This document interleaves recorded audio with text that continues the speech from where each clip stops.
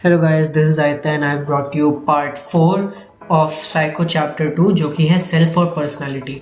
इस पार्ट 4 में हमने डिस्कस करना है सेल्फ और कल्चर के बीच क्या रिलेशंस होते हैं। ठीक है, मतलब हमें ये चीज़ समझनी है कि तुम अपने बारे में कैसे सोचते हो, तुम्हारे सेल्फ का क्या कॉन्सेप्ट है। जो सेल्फ का कॉन्सेप्ट होता है ना, बेसिकली ये सिर्फ तुमसे नहीं बल्कि तुम जिस कल्चर में बैठे हो उससे भी बनता है। और सबसे इंटरेस्टिंग बात ये है कि इंडियन कल्चर और वेस्टर्न कल्चर ये दोनों इन चीज़ को अलग अलग तरह से देखते हैं।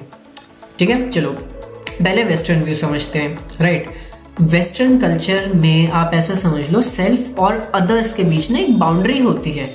मतलब तुम अलग होते हो, ठीक है, दूसरे लोगों से तुम अलग हो, वो अलग है। तुम्हारी आइडेंटिटी, तुम्हारा इंडिविजुअलिटी क्लियरली डिफाइंड है।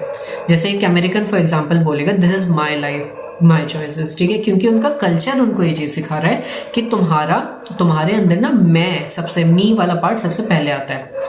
वहाँ पे सेल्फ और ग्रुप दोनों अलग अलग होते हैं। तुम ग्रुप का हिस्सा हो सकते हो बट तुम अपनी इंडिविजुअलिटी को कभी लूज नहीं करते। इसलिए वेस्टर्न सोसाइटीज को हम इंडिविजुअलिस्टिक कल्चर्स कहते हैं, क्योंकि वहाँ पे आई, मी, माई सेल्फ, इनका कॉन्सेप्ट बहुत स्ट्रांग होता है। अब आते हैं अपने इंडियन अप्रोच पर। बच्चे देखो, यहाँ पे आपका ऐसा सीन होता है कि इंडियन कल्चर में बेसिकली सेल्फ और ग्रुप के बीच की बाउंड्री ना काफ़ी ब्लर्ड होती है, फिक्स नहीं होती। कभी कभी आपको लगता है कि हम पूरे ग्रुप के साथ फ्यूज्ड हैं, हम इस बहुत डीपली, जैसे फैमिली के साथ होता है, कम्युनिटी के साथ होता है, कभी कभी स्पिरिचुअल लेवल पे होता है, पूरे यूनिवर्स के साथ। मतलब कभी हम अपने आप को पूरे कॉस्मोस के साथ कनेक्टेड फील करते हैं और कभी कभी खुद में विदड्रॉ हो जाते हैं। ठीक है, अपने अंदर ही रह जाते हैं, सिर्फ अपने पर्सनल गोल्स या नीड पे ध्यान देते हैं। तो ये जो शिफ्टिंग बाउंड्री होती है ना, ये इंडियन सेल्फ का एक इम्पॉर्टेंट ट्रेट है।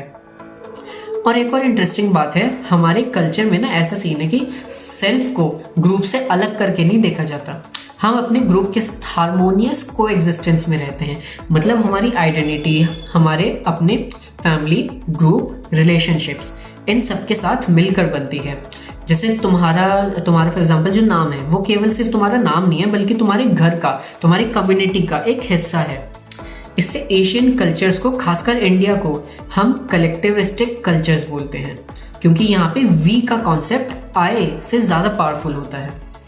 ठीक है, अब सोचो, एक एग्जांपल और इजी हो जाएगा। ठीक है, एक इंडियन बच्चा सोचता है मैं इंजीनियर बनूंगा ताकि फैमिली की इज्जत बढ़े और उनकी फाइनेंशियल कंडीशन इम्प्रूव हो।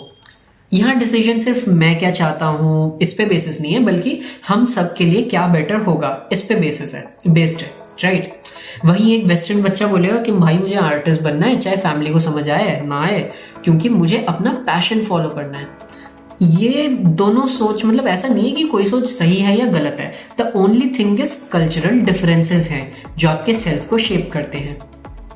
और एक और डेप्थ में समझ लेते हैं। ठीक है, वेस्टर्न कल्चर में क्लियर डिक्टोमीज होती है।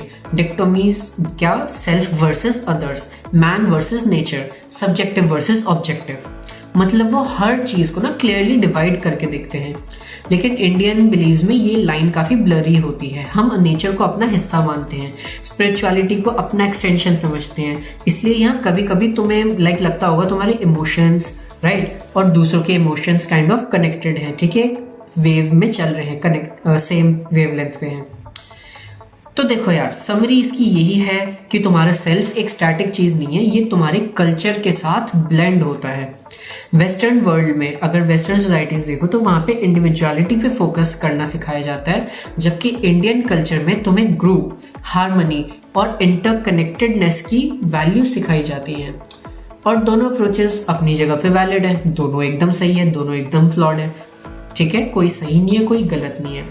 ये बस आप अपने एनवायरनमेंट में ग्रो होते हो और उसके हिसाब से आपका सेल्फ डिफाइन होता है कि आप कैसे, आपकी अपब्रिंगिंग होगी, कैसा आपका सेल्फ बनेगा। Right, so that was all for the fourth part, जिसमें हमने पढ़ा सेल्फ और कल्चर के बीच का लिंक है। ठीक है, I see you in the next one. Like कर लेना, सब्सक्राइब कर देना, या काम आया तो बहुत समझ लोगे। साइकोलॉजी से आधी चीज़ें सॉल्व हो जाती है तुम्हारी दुनिया की, पर्सनल लाइफ में भी और प्रोफेशनल लाइफ में भी। Right, so take care and I see you in the next one. Bye bye.